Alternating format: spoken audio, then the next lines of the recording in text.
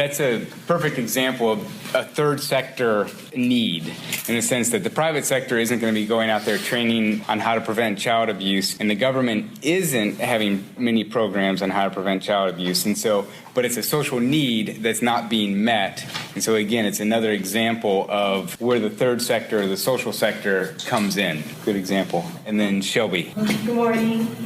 Okay, so I found an article on the William S. Walton Charitable Trust Organization, and they're just saying that they're giving another round of grants to organizations and schools around the community in Salem, Oregon. The applications for these grants are due the 30th, and William was a financier that was born in Salem and lived there until he died. He was really involved in the community, and when he died, he left the bulk of his estate to this trust fund, which has been a source to support many of the local charities, hospitals, schools for more than 50 years.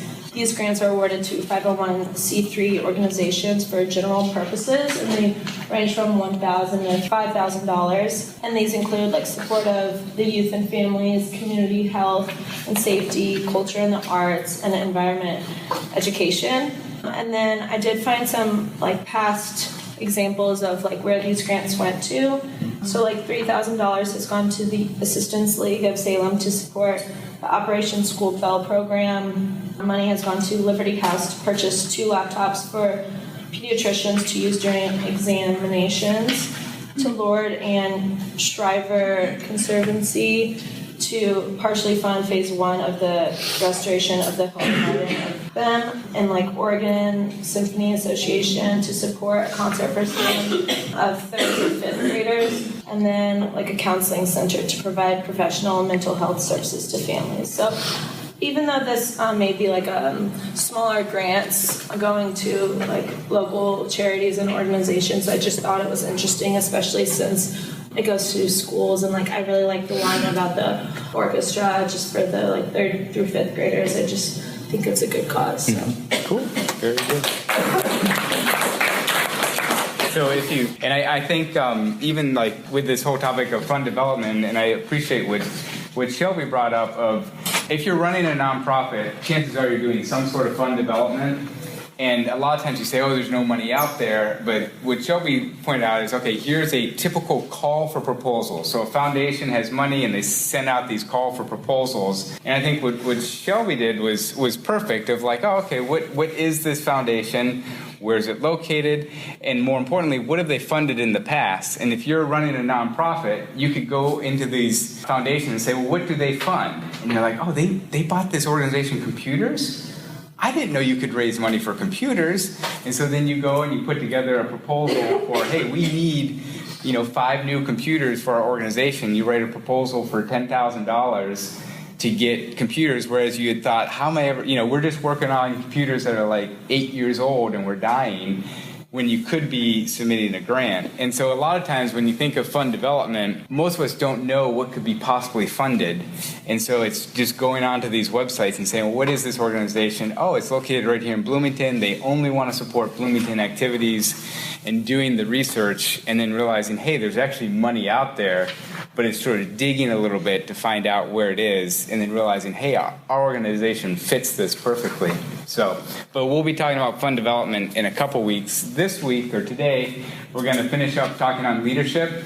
And I've invited Dr. Woodring to give this lecture, and he teaches an entire class in SPIA on leadership, the principles and practices of modern leadership. So this could even give you a taste of what, if you're interested in leadership and wanting sort of a full scope of it, his class is the one to take. He's also the director of the undergraduate programs office at SPIA, and so he knows everything you need to know about SPIA and where you're going with your SPIA degree. And even if you're not a SPIA major, you might see what he's saying and be like, I think I need to check out SPIA. So, Dr. Woodring. All right. Thank you very much, Professor Fulton. How's everybody doing this morning? Good. All right. So, kind of an overview of what we're going to do today. There's some common questions about leadership that generally come up. I'm going to answer those kind of in brief, real fast as a way to jump in.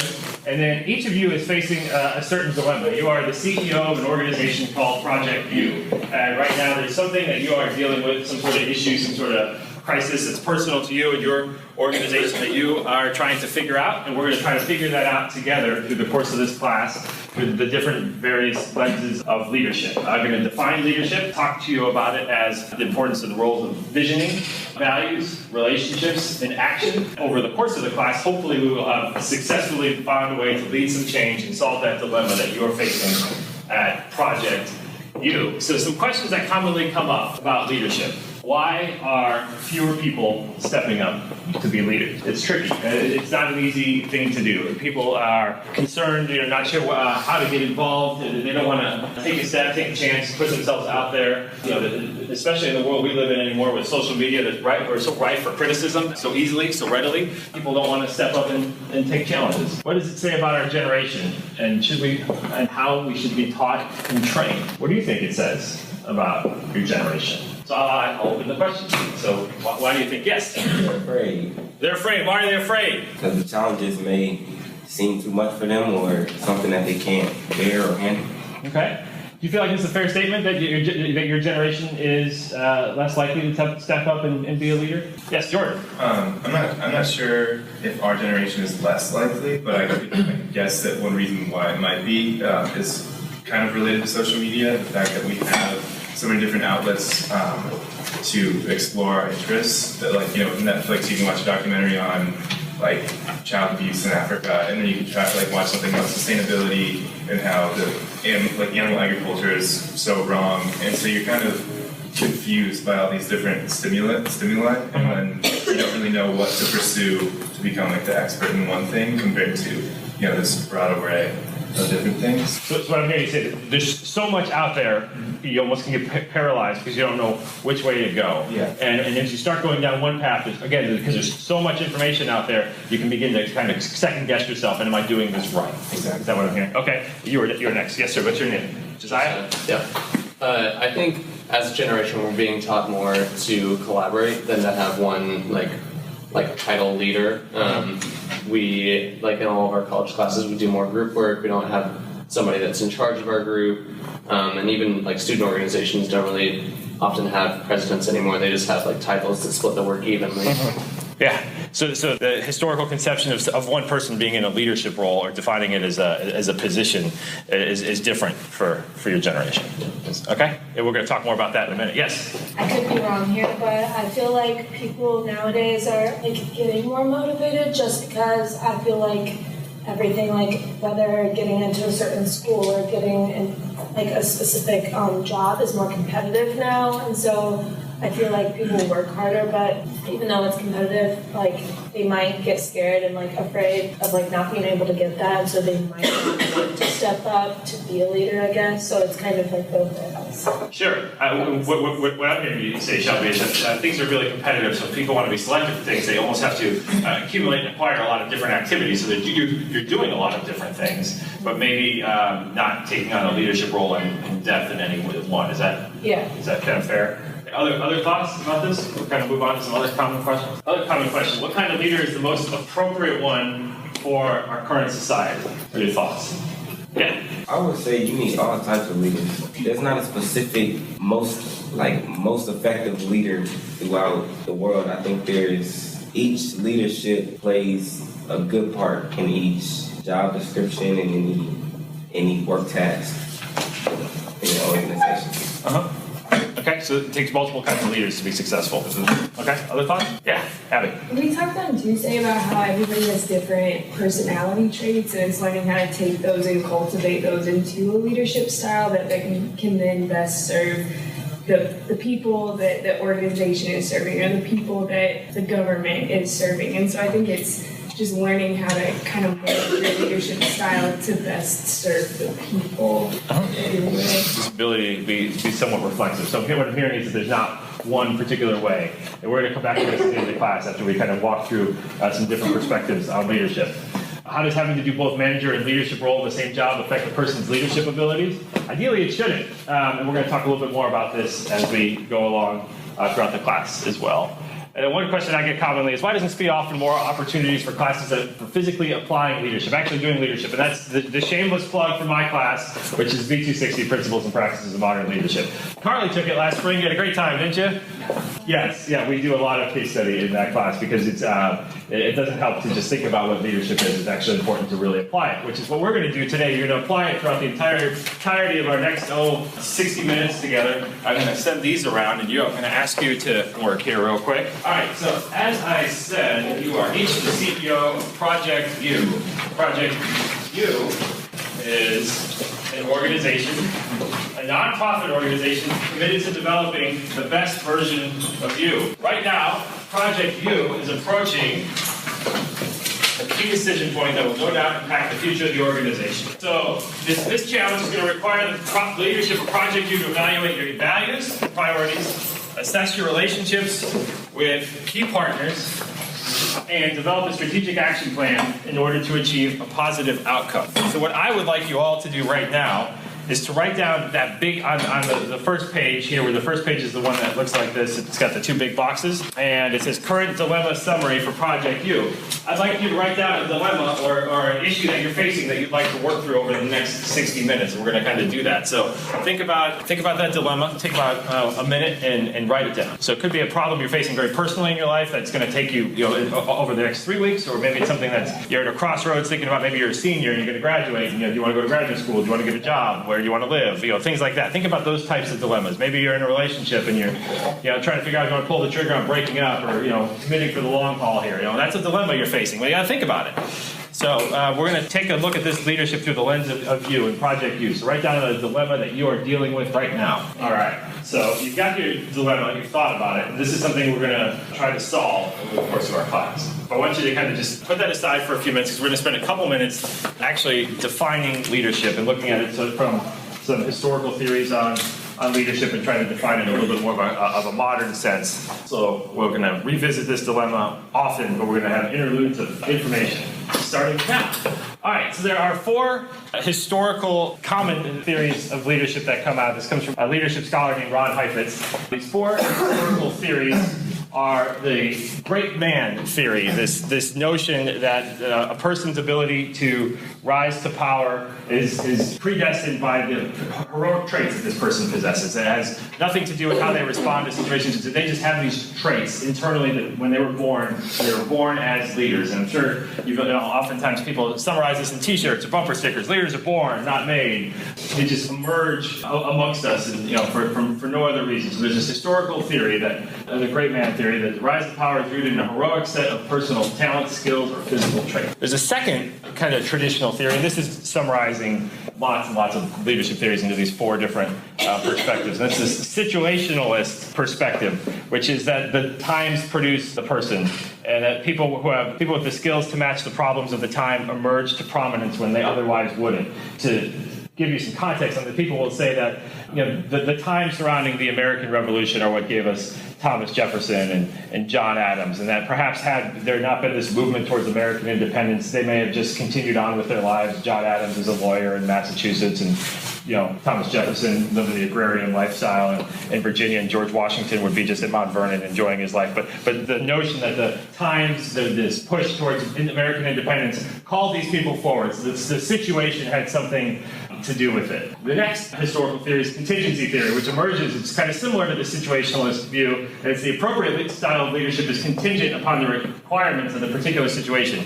Given that it sounds like what maybe you had talked about on Tuesday, what Abby was mentioning, is that within different situations, different styles are necessary or come forward. And then kind of a fourth view is this notion of a transactional leadership style. That is how individuals gain influence and sustain it over time. So in a democracy, people in authority influence constituents, but that constituents also influence them. There's this transaction. So we're in the midst of an election right now, and you can see that the primary candidates are saying things to pander to their base, to mobilize those folks to actually come out and vote. There's this kind of almost transaction. If I say this thing, I'm going to get this group of people to want to vote for me. Or if this group of people suddenly decides they're going to have a certain position, then I need to shift. There's kind of this transaction between, that's kind of the most obvious way to look at it in democracy, this transaction between the people and the leadership. Oftentimes, though, I think sometimes in this little self-criticism of it is that we within the democracy don't always recognize the power that we have in influencing our leaders. We kind of, take a step back. So this is just to kind of create some sort of broad-based historical ways of looking at history, either this great man theory or that the situation creates the leader. But moving forward into a little bit more of a modern definition that I like to use from Ron Heifetz is that leadership is an activity. And what he means by this is it's the work that's required to actually get a community to face its problems, to address conflicts in the values that people hold, and to try to minimize that gap between the values that somebody stands for and what it is that they're actually wanting to do. So a key component that if you start looking at it this way, rather than leadership as a situation that's out there, or having a set of skills that you're just born with, but you start to look at leadership as activity, it starts to begin to empower people to have some agency, to think that I can actually have an impact over the situation at hand. I can actually start to do things. So the emphasis becomes on creating some clarity to what matters most. What are the values that we hold? What are the things that we care about? So you start thinking about this within the context of an organization. You start thinking about, why does this organization exist in the first place? And then getting people to focus on why that organization is there, and then beginning to take actions and working in accordance with those values. So there's an emphasis on clarity and articulation to a community's guiding values, and then when the values are clarified, when you actually know what you want to do, the choices become a lot clearer. And you're going to see this through the lens of yourself here over the next few minutes. So when you start thinking about what really matters, it's then having leadership as the activity of having the courage to actually act in accordance with your values, with the mission of your organization, or the purpose for why you're there. So we start to think about things as an activity. So I'd like to have a volunteer who would be willing to read this paragraph out loud. Okay, so Anastasia is our brave volunteer, and what I would like you to do as she reads it out loud is to think about, or to jot down the words that stand out to you. This is the definition of leadership from the Higher Education Research Institute. So Anastasia, if you could read it out loud for us. A leader is not necessarily a person who holds a formal position of leadership or who is perceived as a leader by others. Rather, a leader is one who is able to affect positive change for the betterment of others, the community, and society. All people, in other words, are potential leaders. Moreover, the process of leadership cannot be described simply in terms of the behavior of an individual. Rather, leadership involves collaborative relationships that lead to collective action, grounded in the shared values of people who work together to affect positive change. Thank you, Anastasia. All right, so what jumps out to you? What are some clauses or statements that jump out to you in that paragraph? Yes, Joe. A leader is one who is able to affect positive change for the betterment of others. Okay, why does that stand out to you? Just, it kind of, for me, it summarizes what a leader should be, what a leader does in the modern day. So effective leaders move us towards some sort of positive outcome. They actually improve the situation. Okay, other thoughts? What else stood out to you in this paragraph? Brandon, you had your hand up. Yeah, two things: collaborative relationships, so working with a lot of other people, and then collective action. So it's not just that one person going and doing these things, it's building relationships and working as a group to go out and perform. Yeah, leadership, especially going back with what we were just talking about a moment ago, with leadership as an activity, then it's requiring us to actually inherently work with other people. We are, a leader is not just existing in a vacuum. That's just individual choices, making decisions. I mean, leadership is actually mobilizing people and influencing people and developing, leveraging relationships towards some sort of positive outcome. So some things that really stand out to me, this notion of the collaborative relationships leading towards collective action, that we have to actually do something. We can't just all agree that this is a problem. Now it's thinking through, okay, what is it that we're going to do? I mean, oftentimes effective leadership, those choices are grounded in the values of the organization. So if you're thinking about a nonprofit organization that you work for, what are the values, what's the mission of the organization for which you work? And then that helps clarify the types of choices you're going to make with all the purpose of moving towards some sort of positive change. So you can kind of crystallize this down into almost a formula, if you will, the three components to help define leadership. First, the notion that there are relationships, that there are other people who are required to be mobilized to affect some sort of positive change. The notion of shared values, that you all are coming together for some sort of a common purpose, that you exist for a common reason. Taking some sort of action, again, noting that, okay, we can all together sit in this room and come up with the idea that there's something the 35 of us all agree on, but if at the end of the day all we do is kind of establish that we have this norm twice a week for 75 minutes where we come together and we agree that this is a problem, we agree that we don't like each other, we don't actually do anything about solving the problem, then we really haven't moved the ball forward at all. So the notion that we have to actually take some action is important in moving towards some sort of positive outcome or positive change. So I think that this is kind of an easy shorthand to think about leadership. Okay, we have to think about who are the people, what is it that we care about, and what is it that we're actually going to do to improve the situation. So before we can do any of this, though, we have to figure out what it is that we actually want to do. Leading towards what is our vision, as it were. Connor, who's cited in the chapter that you read for today, the Worth chapter, is actually a really good strategist on vision. He's got this really nice quote that I like to use when we start thinking about the importance of vision or what it is that we want to do. And is that leadership defines what the future should look like, aligns people with that vision, and inspires them to make it happen despite the obstacles. So, as we come together as a group and we talk about the importance of values and mission, it's really knowing what it is that we want to be at the end, knowing what our positive outcome, what that positive goal is at the end of the day. So vision becomes very important for an organization, and especially for a leader to help define what that goal is. So everybody know who this guy is? Who's this guy? Which George Bush? George H.W. Bush, who according to Instagram is voting for Hillary Clinton, if you've been paying attention to the news recently. So this is George H.W. Bush. He was Vice President of the United States from 1980 to 1988 before he was elected president for one term. Before that, he had served as the director of the CIA. I think he was a congressman from Texas at one point. He was a World War II hero, youngest fighter pilot in World War II when he started. He was a captain of the baseball team at Yale, married to the same woman for 60 plus years, has I think 5 kids, lost one in youth. So by all accounts, you could measure that he has been a very successful person in his life, and he's really been able to accomplish a lot of things. But when he was gearing up to run for president in 1988, people really had a difficult time relating to him. There's this, Brad might remember this, but there's this famous scene where he actually went through a grocery store, and he was baffled by how you actually pay for the groceries in the conveyor belt. So people thought that he had a difficult time connecting with the common person because he had, somewhat of a rather privileged life. At the same point, he didn't do a very good job of articulating what it was that he wanted to do, why he wanted to be president, other than the fact that he was eminently accomplished and had been serving as vice president for the previous 7 years. People said that he really struggled. So I'm going to read a quick quote from Time magazine about this January 26, 1987, where they're talking about the dilemma that then Vice President Bush was facing. Colleagues say that while Bush understands thoroughly the complexities of issues, he does not easily fit them into larger themes. This has led to the charge that he lacks vision, something that really rankles him. Recently, he asked a friend to help him identify some cutting issues for next year's campaign. Instead, the friend suggested that Bush go alone to Camp David for a few days to figure out where he wanted to take the country. "Oh," said Bush, clearly exasperated, "the vision thing." The friend's advice certainly did not impress him. So he was really struggling with this notion of what is the vision. And his friend was trying to counsel him. If you're going to actually be elected to be president, you have to articulate why you want to be president, but more so, where you think the country needs to go in these next 4 years and how you're going to get them there. So this notion is really important of having a vision and thinking through what it is that you actually want to do, what that outcome is that's desired for you. So more personally, what I'd like you to do on your paper is in that next box on the page, is to think about what the vision is for Project U. As you consider that dilemma, what would be the positive outcome, the positive solution that you seek to that dilemma that you're facing? All right, so we're starting to make some progress. You all are leading by action right now. You've identified a problem that's happening in your life, and you've started to identify what the positive outcome would be. What is it that you're actually wanting to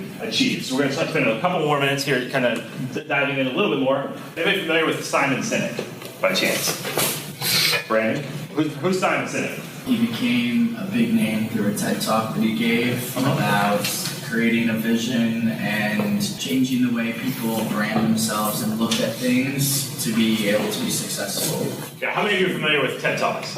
Okay, so almost everybody. So for those of you who aren't, TED Talks, TED is an organization that holds small colloquiums, conferences where they get people to come together and share ideas and either their own lived experience or research that they've done, and they capture these, and there's a whole website, TED.com, of which Simon Sinek is one of the most viewed TED Talks in history. I think he's got more than 28 million views for his 18-minute video called Start With Why. And I'm going to kind of just summarize what he talks about and how it relates to vision really quick. So his notion of Start With Why is anchored on this principle of what he calls the golden circle. Basically, the notion that all things must begin by thinking about the why, and that our actions and how we choose to go about doing things emanate from the why. And this is, a little bit different than what people traditionally tend to think about almost reflexively in leadership, which is, here's the problem, what am I going to do about it? As opposed to actually thinking about what are some other things that come into play. Like, why am I actually concerned about this? Why do I actually care to take action?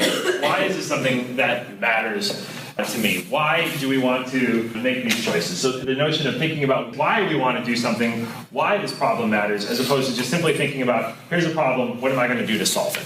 Does that make sense? So it kind of begins to flip that script, and you start to look at the why as the values that we hold dear, the values that the organization exists upon, the values. If you're a nonprofit, you get into mission creep a little bit. Yeah. So why we exist, and then you think about mission creep, which is when organizations begin to start doing things outside of their defined scope or reason for existing, and they start making different choices, and that's when they start to go out on a limb. And if they start to get too far away, they begin to become exposed, and that's where problems set in because they're now getting to be too far from why they exist. Well, in leadership, it's the same thing. If we identify what our values are, our choices become a lot easier. It becomes a lot easier to figure out how we're going to go about doing things. So if we value, just on a very basic level, if we value kindness and we value being friendly, how we go about things is we're generally going to probably be very kind and friendly and open and polite. And what we're going to do is we're probably going to introduce ourselves in a room, somebody to a stranger. We'll be willing to stop and see if somebody's in need. We'll stop and ask them, "Are you okay? Is there something I can help you with?" Because that would be in alignment with our value of being kind and friendly. So how we're going to do things is actually be friendly.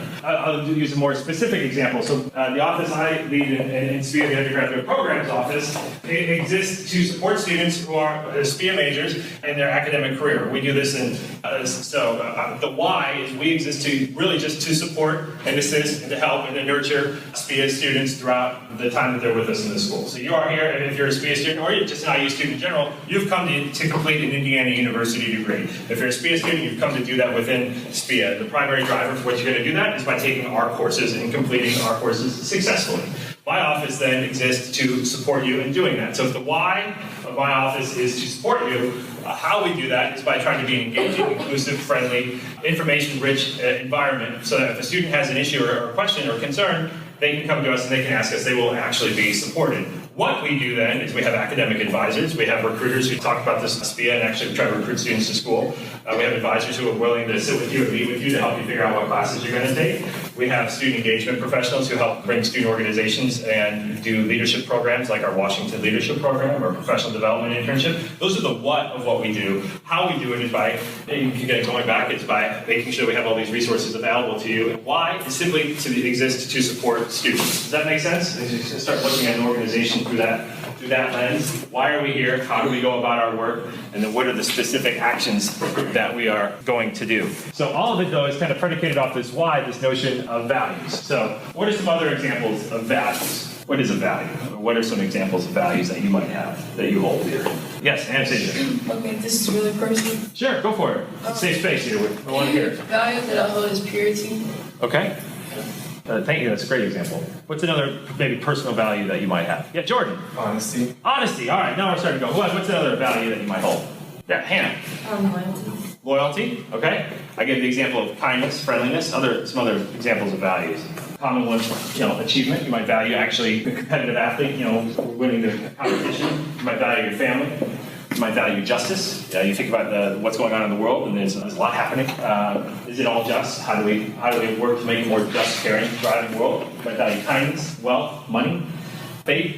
You might value wisdom. You might value peace. You might value loyalty, health. Those are all examples of values. But everybody has their own values, their own belief systems that emanate from either things that you've learned and things that you've observed in your life, or things that your parents taught you, or things that you learned in school when you were in kindergarten. So we all have our own values, which should help guide our actions. So you start thinking about that in an organization and organization's values. And this is a nonprofit leadership class. Nonprofit organizations often exist to solve social problems. So what is the social problem they seek to solve, and what are the values that they hold dear? So think about those in that lens. So now flip over your page. You have your worksheet, and you're going to start thinking about some of the values of Project U. So what I'd like you to do in that top box is to start thinking about the values. You can just kind of jot down, because you're going to write a mission statement here in a second. Write down the values that guide you as a person, or that would guide Project You? All right, before we transition into the next part, which is relationships, I want to just kind of think about what we've already done so far. So, as the leader of Project You have already identified the issue that you're facing. So we have, if leadership is an activity and it's forcing communities to face their problems, we have identified a problem, and we're going to figure out how to face it. You've identified what the positive goal is, you have a vision, you have a marker to which you're going to push forward to. So now we have a problem identified, we have a vision articulated, and now as we start to figure out what our solution is going to be to that problem, we've identified our values. So hopefully we're going to make a values-based or values-directed or mission-directed plan to solve our problem. Make sense? So far so good? All right. So we're going to have to talk about starting to get this messy work, thinking about relationships. In my class, we do a whole unit on emotional intelligence. And emotional intelligence charges us to think about 3 different consciousnesses. The consciousness of context, i.e. what is the environment that we are working in, what is the situation in which we're dealing with. The consciousness of self, how we manage our emotions, how we manage our responses to situations, how we prepare ourselves to be successful, how we manage our own self-esteem. And the third consciousness is consciousness of others. And so we start to get into this activity piece, how do we coach others, how do we influence others, how do we display empathy towards others, how do we manage relationships and demonstrate citizenship. So all these different things, they're predicated on the ability to develop relationships. So for the purposes of this class and what I use, we define developing relationships as, first, creating meaningful connections with others, i.e., actually getting to know the other people who are a part of our organization. How many of you are involved in some sort of a club or organization? Okay, how many of you see people there on a regular basis and you might only know their name and you don't know anything else about them? So, okay, that's common. I mean, you can think about the confines of this class. Twice a week you come together, you spend 75 minutes with this group of people. You might get to know, unless you're doing group work, you might only get to know the people who are immediately sitting around you or the people in your group. Oftentimes we share spaces with people and we don't take that next step to actually engage with them. We just notice that they're there, and that's fine. Guys, we have so much other things going on in our own life. So actually being intentional about creating a meaningful connection with others. Building a network then of trusting relationships, so not just getting to know each other, but actually beginning to trust each other and to work together. And then having the interest and the willingness to actually nurture and grow these relationships. So again, if you're thinking about being a leader of an organization and you've been put into a specific role and you're asked to do things, it becomes important to develop and nurture relationships with those individuals so that they can trust you. One is the person responsible for either that aspect of the organization, or if you're in a position of leadership like a president or vice president of that organization, the people actually will trust you and they will feel confident in you and that you can trust them. And then there's kind of this reciprocal reality here with the relationships. So with leadership then as an activity, it requires us to intentionally work with and influence individuals in groups to bring about positive change. So what I would like you to take a moment to do is to think about on that next box, what are the key relationships that you need to steward and cultivate to make your vision become a reality? Who are maybe the different stakeholders related to this dilemma? I want you to do 2 things. First is to identify them, just list of maybe 3 or 4 people, and then on the right, I want you to assess that relationship. Is the status of your relationship good? Is it great? Is it maybe kind of average? Or is it not so good? Okay, so to this point, I haven't really asked you to process your dilemma, because some of you might be doing some really personal stuff, and others might be doing something a little more surface level that you don't want to talk about. But I want to talk together about this particular part, this relationship part. As you were thinking about the people that were involved in helping you solve this dilemma, what was your immediate feeling?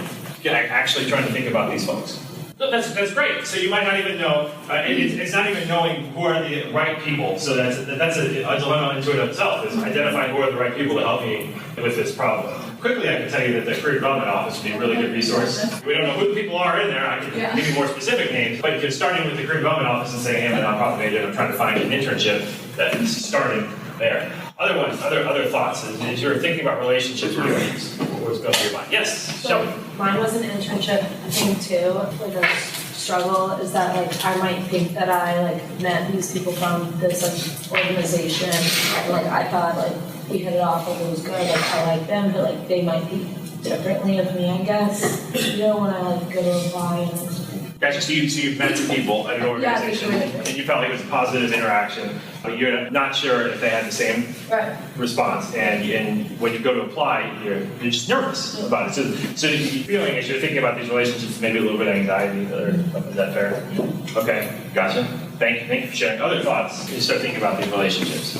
Yes. I think on like a more like introspective level, I thought maybe like I need to build my relationship with myself better, like getting to know like what exactly this like thing, exactly this project, like maybe I need to really think about like what I want to do and kind of be more introspective rather than not, I suppose. So what I'm interpreting from it is, as you were starting to think about having these conversations with other people, you were thinking to yourself, I need to be a little bit more clear about what it is that I want to do. Is that right? So I mean, like I just need to like explore. Like I think a lot of times like I don't think before I do things, and so maybe I need to. That's like a general statement. It's all right. This is what college is all about, helping us learn how to think before we do things. Yes, thank you very much. Anybody about one more? Yeah, Anastasia. Okay, I wrote down 2 dilemmas, but they all play in one. One of my dilemmas was communication, and I thought, because I have a career that I'm going after, and it's like acting and modeling, and I have to choose whether I'm going to finish school or I'm going to,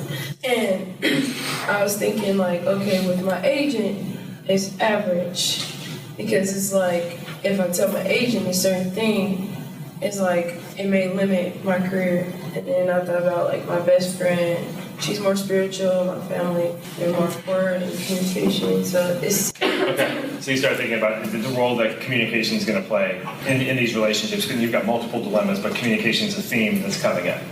Okay, thank you. We're starting to get into the work of it. It's really easy to figure out what's wrong, right? I mean, it's really easy to walk into somebody else's house and find out, hey, they don't really clean. When's the last time they picked the weeds? We can pick out problems really quickly. That's really easy. So that was the first thing that we started to think about was the dilemma. We can all download a lot of problems really fast. I think it becomes a little bit more difficult to actually think about how we're going to solve it. What does the positive resolution look like? Or if we're doing it for other people, it's always really easy to help correct somebody else's problems. Okay, you've got this issue, I think you should do this, and there's the positive outcome. So I think it's a little different. Then we start looking at the values, and that, it is clarifying what it is that we hold dear, and it starts to help maybe crystallize a little bit. But now as we start getting into the how, I think that the how is really, this relationship piece is the how we're going to do things. It's we're really starting to get into the work. We can really clarify what it is, why we exist, and why we want to do things, and what type of person we want to be, the values that are going to guide our life. And when we start thinking about how we're actually going to do that, and in the role that it takes in incorporating and working with other people, it starts to get a lot more tricky. So I think of relationships as the how, if we're looking at the golden circle as a view of looking at things. Okay, so actions then. This is the what of leadership, and we've got a little bit of a brainstorm activity we're going to do here in a second, as we start thinking about the necessary action steps. But in your reading that you did for today, near the end on page 119, Cotter lays out 8 steps to the change process. And before he gets to the grid laying out the 8 steps, he talks about the common dilemmas or some real issues and challenges in sort of leading change. And so he's got these 8 steps, and I think what's most important about what he says in that reading is that before you can go through and do all these things, you have to actually get one right. So these are sequential, and you have to foreclose on one before you move on to the other. So if you're going to think about taking action and actually making something happen, the first thing you have to do is establish some sort of a sense of urgency. Why does this matter, and why does this matter right now? And you have to get people to buy into that. So, which is the second point. So establishing the sense of urgency, establishing that this is something that we actually have to deal with, and we need to be dealing with it now. He talks about then you move into creating a guiding coalition. So inherently, any problem that is larger than just you requires you to have to work with other people. So that guiding coalition can just be getting a few key stakeholders within your organization to buy into this sense of urgency. It could be just, if it's a relationship-driven one, if you and your partner figuring out, exactly, this is something that's a problem, how are we going to work on it together? So now we are together in this as a coalition. We are coalesced together trying to solve this issue. Developing the vision and strategy, this positive outcome. Where is it that we want to go? So we've started to do this in the class. We've created a sense of urgency by identifying your dilemma, and we have talked about what that positive outcome is. So developing a vision and strategy. Now, communicating the change process. This is the relationships part. This is where we're starting to talk about other people, what it is that the vision is, and what it is that we're actually trying to accomplish. Powering broad-based action. Again, we're still in the relationships piece. Getting people empowered and giving them some agency and action over certain aspects of that bigger vision. Generating short-term wins. We're going to focus on this here in a second, but what are the things that we can do? If we just do this one thing right away, this is going to start to build momentum to actually make this happen. consolidating gains and producing more change, consolidating all of those small wins. So if you're thinking about this in an organization, all of the people who are doing their small wins, and you're starting to make some gains and some inroads, and then anchoring new approaches in the culture. Getting what it is that you have just solved and helping shift the culture to thinking about a positive view of things. So anchoring these new approaches in the culture and shifting the way in which we go about doing things. For the purposes of these next few minutes, we're going to focus on empowering broad-based action and generating some short-term wins. Okay, so we got the next box you have in solving your dilemma is action planning. Actions must be guided by and aligned with our values. So that as you start to think about these small wins, tasks, and people, which I'll define for you in a second, I'd encourage you to look back up at the top of that page and think about the values. Because ideally, organizations and people are making choices and taking actions that are aligned with your values. If you value doing really well in school, an action that not studying does not align with that. Going out regularly late at night and sleeping in the morning and not going to class does not align with your value of being a good student. So that's just to kind of exasperate the point. So ideally, you are taking actions that are guided by and aligned with your values.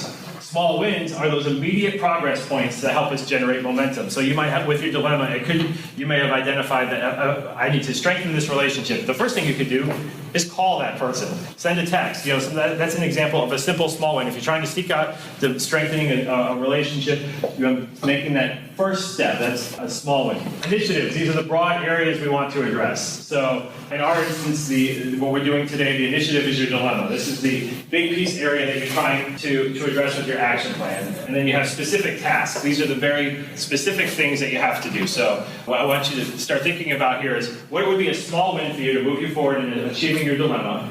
What are the specific tasks that you need to do? We've already talked about some people, these key relationships. So if there are some key relationships that you just identified in the box above that maybe aren't that good, thinking about how important it is that you improve the quality of those relationships. The last key piece that happens with action planning is doing some sort of assessment. So when you've achieved the end goal, did your strategy actually work? Taking a moment to assess that. So what I'd like you to do is work on this specific box down at the bottom. Necessary action steps for Project U to achieve its positive outcome. Thinking specifically about what that small win is. What is that immediate thing you need to do? Then maybe what are 2, 3, or 4 tasks that you can do over these next few weeks to move you forward towards achieving that dilemma. Who are the key people? And you probably just identified them. And then how would you assess that? How would you know that you actually did a good job? All right, it looks like most people are done writing. So let's talk about what we've done over the last 55 minutes or so. You, as the leadership of Project U, has identified an emerging issue that's facing your organization that really needs to be addressed right away. You've identified your desired positive outcome. You've identified your vision, what it is that you want to strive for, what it is you want to be. You've identified the core values that guide your work. You've identified the key relationships necessary to leverage and achieve the desired outcome. And you've identified the small wins and action steps to achieve the goals. I bet none of you thought you were going to solve a big, hairy problem this morning when you got up and came to class, did you? All right, so let's talk about this for a couple minutes. You don't have, to the extent that you're comfortable sharing your dilemma and whatnot, I'd be curious. What do you think of this process? We've kind of gone through what organizations go through all the time when they have big issues and challenges on kind of a personal level. What did you think of this? Do you think you've actually solved the problem? Do you have a framework to do it, or not so much? What are some thoughts? Yeah. Well, my dilemma is that I'm trying to get a job after I graduate, and so now I kind of have an idea of what I'm going to do by texting people who may have connections with organizations that I want to work with, like in the career development office, and kind of continuing to make connections and networking. Yeah, the relationship piece, especially, I'm sure, how many of you had some sort of job-related or internship-related dilemma that you're facing? So a good number of burning issue on the minds of college students. Yes, that's exactly right. So a lot of it is the relationships piece, and just in a very pragmatic sense, so many of you raise your hand on that. You're making sure that you have an updated and accurate LinkedIn profile, and that you're checking in regularly. The key relationship for all of you is going to be the individuals in our career development office. They have many just drop-in services to pop in and talk about resume workshops or how to leverage LinkedIn or networking with folks. And think about networking with the people that you already do know. Oftentimes, a lot of the solutions that we seek or the people we need to know already exist in our network. We just haven't taken the steps to engage with them. And part of that is just engaging and even connecting with the people people who you're closest with. We do that socially in Facebook and follow them on Twitter, but it's a different lens when you get into LinkedIn. It's a little bit more of a professional lens, and the profile you put forward is a little bit different. So there's a lot of key relationships, especially that. Thank you. That was a good example. So some other thoughts. Yeah, Jordan. Yeah, I mean, I'm kind of in the same boat. It's just really helpful to like actually write down the steps, you know, because when you think about just getting a job, it's pretty easy to just get like lost in not task-oriented actions.